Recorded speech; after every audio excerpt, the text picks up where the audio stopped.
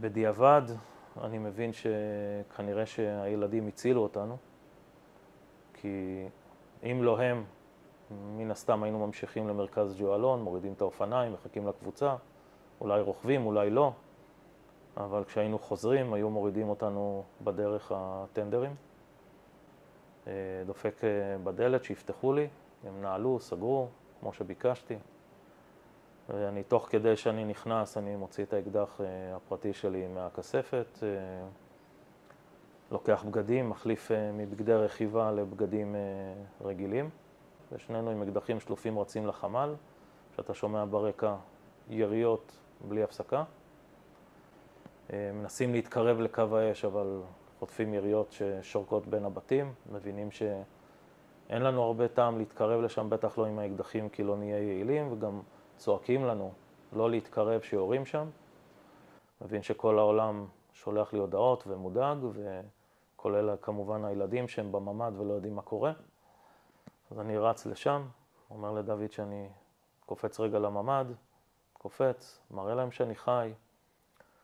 באיזשהו שלב אור מוציא את הרחפן ומעלה אותו לאוויר, וצועק לנו שהוא רואה חוליה שעושה לנו איגוף דרך הנחל שצמוד אלינו. נצמד לפינה, פותח את הפינה ואני רואה מולי מרחק של 60-70 מטר, שתי דמויות בשחור מכף רגל עד ראש, מתעסקים עם הגדר. אני צועק לדוד שאני מזהה שתי דמויות ואני פותח באש, ונתתי מטח של 4-5 כדורים לכיוונם. באותו רגע מתרחש פיצוץ ענק, שככל הנראה אותם שניים הניחו מטען פריצה על הגדר ונסוגו אחורה. זכור להיטב שאני אומר שמפה הם לא ייכנסו. שהם יצטרכו לעבור דרכי ומפה הם לא ייכנסו. ואני פשוט יורה בין כוונות בבודדת, כי אין לנו הרבה תחמושת. בזמן הזה גם הגיעו עוד 3 מחברי כיתת הכוננות, אחד מהם זה הרבש"ץ הקודם, בן.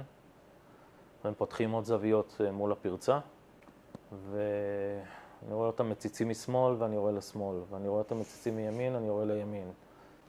ואיך שהמחבל הציץ, חטף כדור בראש, ואיפשהו נהיה שקט.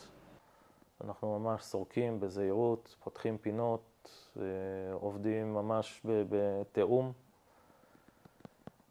עד שאנחנו מגיעים בעצם לשער הצפוני, שער הפרדס מה שנקרא, ששוב כל הזמן הזה עדיין אין תקשורת סלולרית, אין צבא.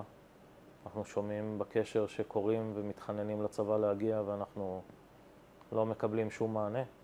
ומגיעים 4 חיילים, יותר נכון קצין ו3 חיילים, שהם בכלל הגיעו על דעת עצמם מיהודה ושומרון. ובינתיים מתחילים לזרום עוד כוחות ועוד כוחות, ומגיעים רכבים וגם צבאיים וגם אזרחיים, ושומעים מכות אש, שומעים התקלויות מסביב לקיבוץ לכל מיני כיוונים. ואיפשהו אתה מתחיל להירגע, מתחיל להבין שהצבא הגיע והכל יהיה בסדר. ואני פשוט רץ לממ"ד, דופק לילדים שיפתחו לי. אני אומר להם, עכשיו אתם זורקים את כל הדברים לאוטו, איך שהם. אני מקבל מהם הודעה שהם בכוכב מיכאל והם יצאו מהאזור, הם בדרך הביתה. אנחנו מתבקשים לעזור בפינוי ואנחנו פשוט עולים על קלאבקרים ביחד עם שלוש ועוברים בין הבתים של הקשישים, של המבוגרים. אני במקביל מרים טלפון לאלה, הבת זוג שלי שגרה בקיבוץ קרמיה, זה כמה קילומטרים מאיתנו, 3-4 קילומטרים מאיתנו. אני מנחה אותה למצוא איזה דרך לצאת מהקיבוץ, כי אני לא יכול להגיע אליה. שבדרך אני רואה הרבה רכבים שזרוקים בתעלות, שרופים, גופות, כל דבר שיעלה על הדעת. אני אומר לאנשים בימים האחרונים שהדבר העיקרי שעובר עליי זה כעס, על זה שעד שמצאתי את הפינה השקטה אז הם באו ולקחו לי את זה.